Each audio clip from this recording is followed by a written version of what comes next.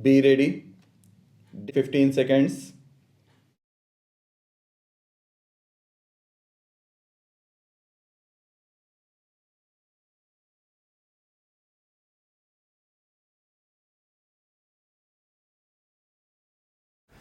Sir, while supporting the demands for grants of the Commerce Ministry, I compliment the Commerce Minister for the excellent work done during the year on all matters falling within the purview of the Ministry.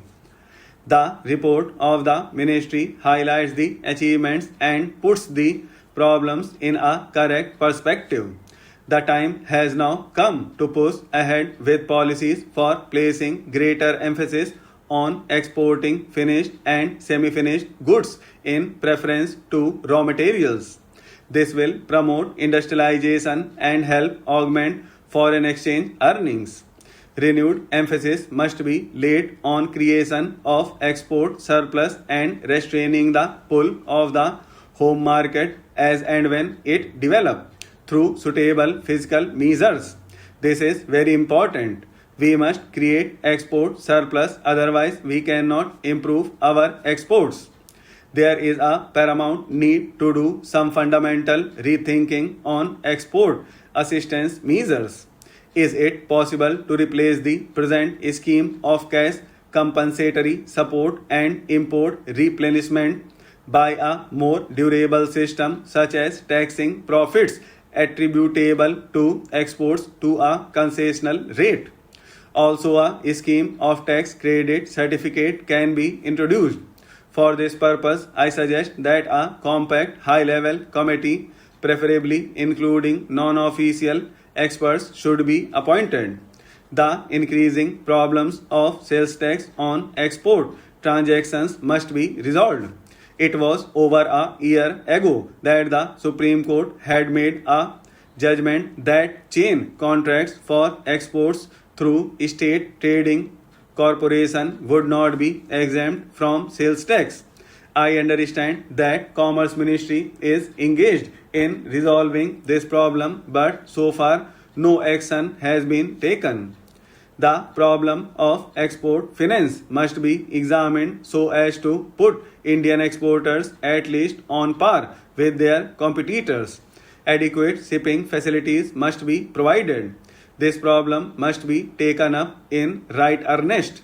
I believe that India has the capacity to become a world leader in exports of cotton, textiles, ready made garments, sugar, processed vegetable oils, leather manufacturers, and engineering goods.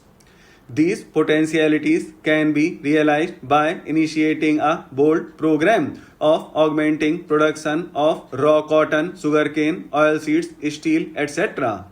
I also attach great importance to the efforts that the Commerce Ministry have been making in building a healthy relationship between industry and trade. There should be complete harmony on all matters concerning policies and procedures, and regular and frequent discussions must take place between the commercial organizations and government. I find that we have too many associations both at the center, state, and district levels. Such expansion is not a healthy process. I would suggest that this matter should be examined in all its aspects so that there are selected all India organizations which can speak with appropriate knowledge and study on all matters relating to export, promotion, and industrial development. I know myself that many of the commercial houses have now reoriented their thinking. They are wedded to achieve national goals in which the highest priority must be given to promotion of exports through creation of larger surpluses. I am glad to find that a new department of textiles is being created. The cotton, textile, and jute industries are currently in a bad way and are working below capacity. There is a crying need for initiating programs for modernization, renovation, and rehabilitation. I would like to submit that the Commerce Ministry should restore health to the cotton textile industry so that the general economic and industrial outlook in the country will improve.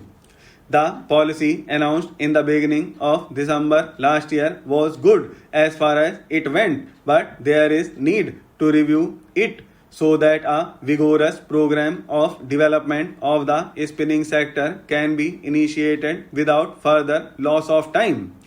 I would like to take this opportunity of referring to the number of joint commissions that have been set up with different countries in the world.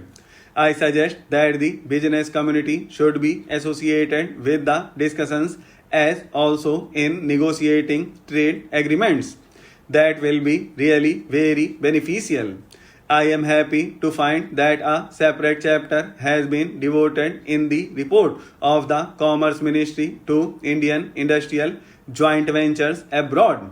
It is true that prospective entrepreneurs wishing to set up joint ventures receive due assistance from government. I would, however, suggest that India's potentialities and capabilities in this regard should be realized more fully. Here, I would also suggest our collaboration with other countries in putting up industries in third countries. We can always collaborate with the Russia, China, or Japan to put up industries in third world countries. Such collaboration will be beneficial to all concerned. India has well-developed capacities in the field of construction, architecture, town planning, dam engineering, mining, oil exploration, power engineering, management, and economic consultancy. Subcontracting, particularly in Southeast Asia, offers large scope, and there is no harm in becoming a junior partner provided it can give satisfactory results to the nation. I would suggest that the Commerce Ministry should take greater interest in enabling Indian entrepreneurs to realize the potential in this behalf.